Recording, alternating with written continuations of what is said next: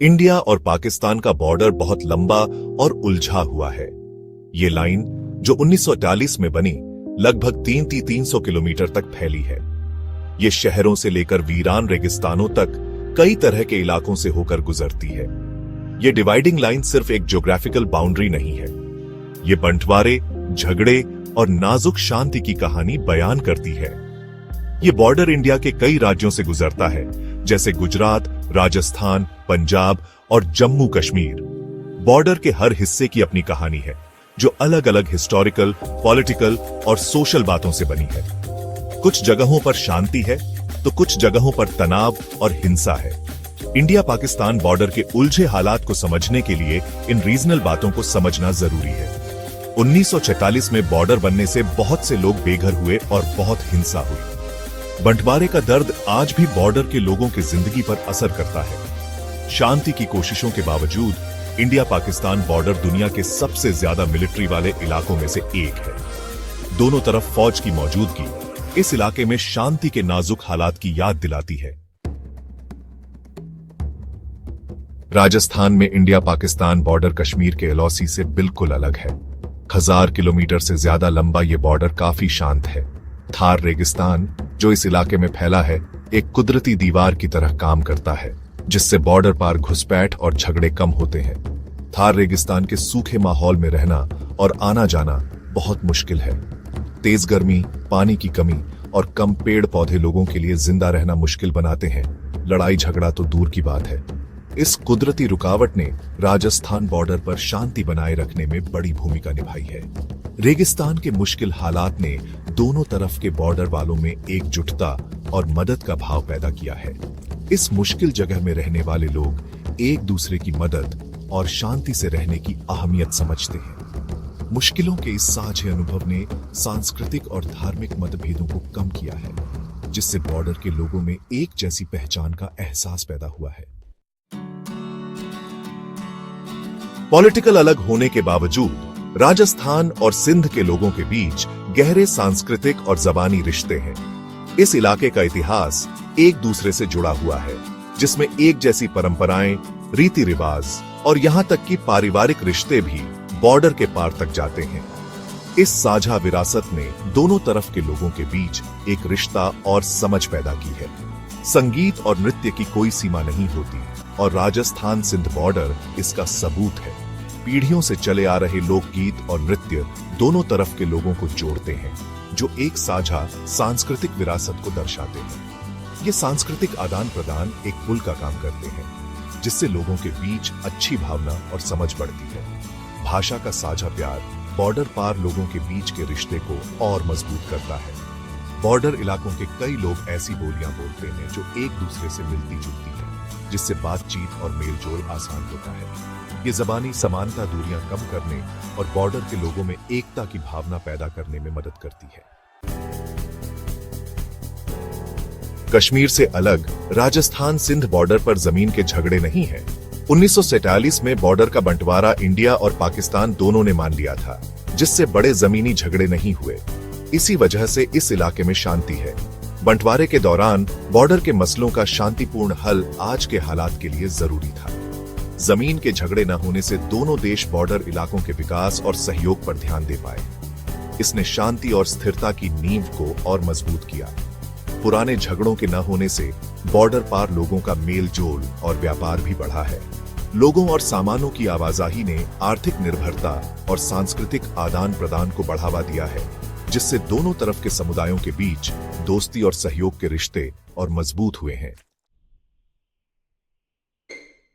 Section 5, रेत के रखवाले, राजस्थान बॉर्डर पर बीएसएफ की चौकसी। बॉर्डर सिक्योरिटी फोर्स यानी बीएसएफ राजस्थान बॉर्डर पर शांति और सुरक्षा बनाए रखने में बहुत जरूरी भूमिका निभाती है।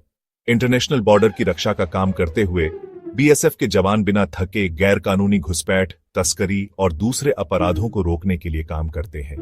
उनकी मौजूदगी एक चेतावनी का काम करती है, जिससे बॉर्डर के लोगों की सुरक्षा सुनिश्चित होती है। बीएसएफ की चौकसी बॉर्डर के लंबे और खुले होने की वजह से और भी जरूरी है। रेगिस्तानी इलाका एक कुदरती बैरियर होने के साथ साथ बॉर्डर मैनेजमेंट के लिए भी चुनौती पेश करता है। बीएसएफ बॉर्डर पर नजर रखने के लिए पुराने तरीकों जैसे ऊंट पर गश्त और नई टेक्नोलॉजी जैसे सर्विलांस कैमरा और ड्रोन का इस्तेमाल करती है। बीएसएफ स्थानीय लोगों के साथ अच्छे रिश्ते बनाने में भी भूमिका निभाती है। वे कई तरह के सामुदायिक कार्यक्रम चलाते हैं, बॉर्डर के गांवों में मेडिकल मदद, शिक्षा और इंफ्रास्ट्रक्चर डेवलपमेंट करते हैं। ये काम सुरक्षा बलों और स्थानीय लोगों के बीच की दूरी कम करते हैं, जिससे विश्वास और सहयोग का माहौल बनता है। सेक्शन 6 कश्मीर में अशांति संघर्ष का इतिहास। राजस्थान बॉर्डर के शांत माहौल से बिल्कुल अलग कश्मीर का एलओसी तनाव और झगड़े का केंद्र बना हुआ है। इस इलाके का इतिहास युद्धों, विद्रोहों और राजनीतिक उथल-पुथल से भरा है, जिसने समाज पर गहरे जख्म छोड़े हैं। कश्मीर का अनसुलझा मुद्दा इंडिया पाकिस्तान के रिश्तों पर छाया हुआ है। 1945 में इंडिया के बंटवारे के बाद जम्मू कश्मीर रियासत को इंडिया या पाकिस्तान में शामिल होने का विकल्प दिया गया था। महाराजा के फैसला न ले पाने और उसके बाद पाकिस्तान के हमले के कारण पहला कश्मीर युद्ध हुआ, जिससे इलाका बंट गया। कश्मीर को लेकर यह अनसुलझा विवाद तब से इंडिया और पाकिस्तान के बीच झगड़े का एक बड़ा कारण बना हुआ है। कश्मीर का पहाड़ी इलाका अपनी खतरनाक चोटियों और घने जंगलों के साथ छापामार युद्ध के लिए सही जगह है। एलओसी के दोनों तरफ से काम करने वाले आतंकवादी समूह हमले करने और सुरक्षा बलों से बचने के लिए इस इलाके के भूगोल का फायदा उठाते हैं। इस मुश्किल इलाके में कंट्रोल करना और शांति बनाए रखना बहुत मुश्किल है। सेक्शन 7 विविधता का टिंडर बॉक्स। कश्मीर में धर्म और संस्कृति। कश्मीर बहुत सांस्कृतिक और धार्मिक विविधता वाला इलाका है, जहां कई तरह की जातियां, भाषाएं और धर्म हैं। ये विविधता इस इलाके की संस्कृति को समृद्ध बनाती है, लेकिन ये तनाव और झगड़े का कारण भी बनी है। धार्मिक और जातीय पहचान का खेल, जिसे अक्सर राजनीतिक फायदे के लिए इस्तेमाल किया जाता है, अशांति और हिंसा को बढ़ावा देता है। कश्मीर में काफी मुस्लिम आबादी का होना, जबकि बाकी इंडिया में ज्यादातर हिंदू हैं, विवाद का मुद्दा रहा है। अलगाववादी समूहों ने अपने मकसद के लिए धार्मिक भावनाओं का इस्तेमाल किया है, जिससे हालात और बिगड़े हैं। राजनीतिक मकसदों के लिए धार्मिक पहचान के साथ छेड़छाड़ ने समुदायों के बीच की खाई को और गहरा कर दिया है। कश्मीरियत का मुद्दा, जो एक अलग सांस्कृतिक पहचान है जो धार्मिक और क्षेत्रीय सीमाओं से परे है, भी इसी झगड़े में फंस गया है। कुछ लोग इस अनोखी पहचान को भारतीय संघ के अंदर बनाए रखने की वकालत करते हैं, तो कुछ लोग इसे राष्ट्रीय एकता के लिए खतरा मानते हैं। सांस्कृतिक पहचान के राजनीतिकरण ने कश्मीर के हालात को और उलझा दिया है। सेक्शन 8 पाकिस्तान का साया दखलंदाजी और अस्थिरता। कश्मीर में पाकिस्तान की दखलंदाजी खुलेआम और चोरी छिपे इस इलाके में शांति और स्थिरता के लिए एक बड़ी रुकावट रही है। आतंकवादी समूहों को मदद देने से लेकर प्रचार और बॉर्डर पार घुसपैठ के जरिए अशांति फैलाने तक पाकिस्तान के काम झगड़े की आग को हवा देते रहते हैं। इस दखलंदाजी का आम कश्मीरियों के जीवन पर बहुत बुरा असर पड़ा है। कश्मीर में काम करने वाले आतंकवादी समूहों के लिए पाकिस्तान की मदद सबूतों से साफ है।